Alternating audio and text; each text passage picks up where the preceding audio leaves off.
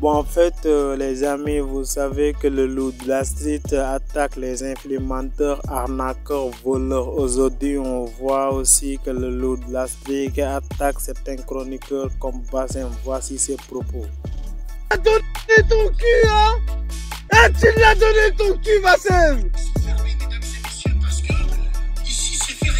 Oui, Doukhra, j'irai jamais!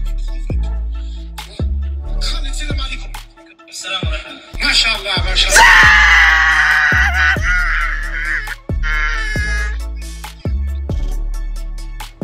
Bah alors, Bassem, toute ta vie, tu nous as dit Doukhra. Ah, Doukhra.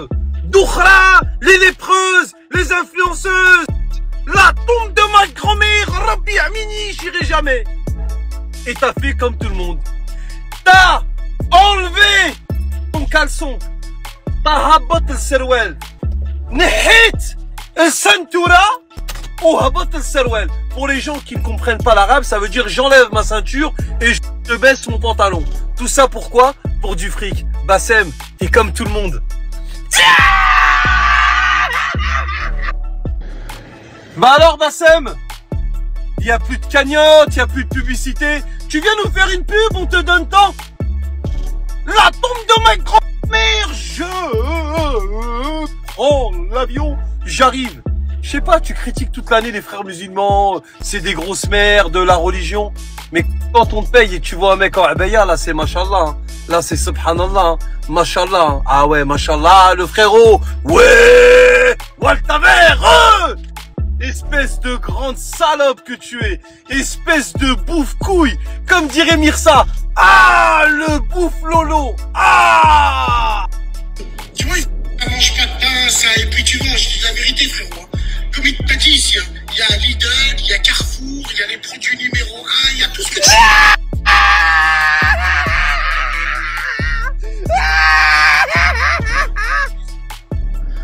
On est là, ça mange pas de pain, et comme il t'a dit ici frérot, hein, y a Lidl, y a Bouzy 2, la tombe de ma grand-mère, Wallahi al-Adim, mesdames et messieurs, on est à Dubaï. Wallahi al-Adim, Kayna Sal'a, les influenceuses, tu viens, t'investis un peu, la tombe de ma grand-mère, Rabbi Amini, ça mange pas de pain. Wallahi al-Adim.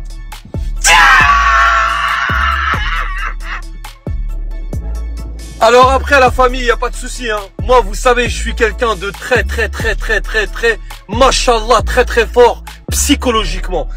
Ça veut dire que moi, des fois, quand les gens me critiquent sur les réseaux sociaux, ils me disent oui, mais le loup, toi, tu dénonces ces influenceurs, mais tu fais des placements de produits. Ouais, mais tu fais des pubs. Ouais.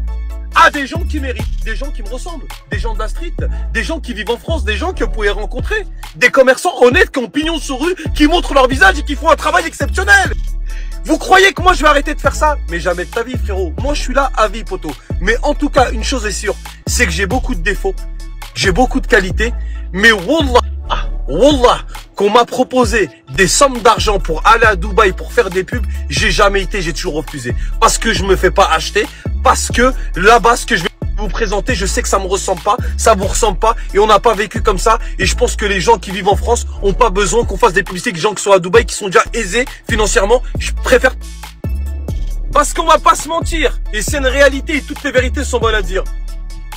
Ce que je fais, moi, les gens que je partage, qui l'a fait sur les réseaux sociaux? Alors bien sûr, bien évidemment, il y a 10 fois, 20 fois moins d'avantages, mais c'est pas grave, Wallah qu'on partage des gens qui méritent. Le frérot, il fait des sandwichs merguez, ils sont super bons à les manger. Le frérot, c'est un serrurier, il est honnête. Allez faire vos clés chez lui. Le frérot, il polish des voitures, il fait un travail, il a un brevet. Allez faire votre voiture chez lui. Qui a fait ça? Qui a mis en lumière sur les réseaux sociaux des commerçants honnêtes avec beaucoup moins d'avantages? C'est vrai, mais qui l'a fait? Et vous pensez que moi, je vais arrêter? Et après, vous allez venir me donner des leçons de morale à moi, ouais, Dubaï, je sais pas quoi. Et à la moindre occasion, vous allez donner votre cul. Donc fermez-la, arrêtez de parler pour rien. Vous êtes comme 90% des gens sur les réseaux sociaux. Quand on vous propose de l'argent, vous descendez votre pantalon. Fin du film, point barre, carte, fin de jeu. Après la famille, attention, je dis pas qu'il y a que des escrocs à Dubaï. Hein. Il y a sûrement plein de sociétés qui sont des sociétés sérieuses. Mais c'est des sociétés qui nous ressemblent pas, qui me ressemblent pas. Et je pense que... Voilà, la seule personne que j'ai partagée en boucle qui est à Dubaï, qui est un commerçant qui est honnête, grosse force à lui, c'est Zaza. Zaza, il est commerçant, il loue des voitures, il a son barbeur, il a des restaurants, c'est un mec qui est sérieux, qui est très concentré dans ses travail, machallah. C'est un bon gars, c'est un bon homme, c'est quelqu'un qui a une parole. Donc quand je vous le partage, quand vous allez à Dubaï, vous allez au Madès, vous allez à Berber, vous allez manger, vous êtes content. C'est quelqu'un qui sait accueillir, qui sait recevoir les gens, qui se prend la tête, qui a le souci du client. Ouais, il n'y a pas de souci. Donc oui, il y a des entreprises sérieuses à Dubaï. Mais me venez pas me donner des leçons de morale à moi comme Bassem. Toute l'année, Doukhra, les influenceuses, nanana. Et maintenant, ça sert à rien de nous dire, je sais pas quoi, Bassem, parce que ta réponse, je la connais. Et tu sais quoi? Regarde, je vais répondre à ta place, poteau. Salam alaikum, les gens. Bassem, Dubaï. La tombe de ma grand-mère, je sais ce que vous allez me dire. Oui, Bassem, t'as critiqué Dubaï, t'arrêtais pas de dire Doukhra. Vous avez rien compris. La tombe de ma grand-mère, ça s'appelle de l'intelligence avec l'ennemi.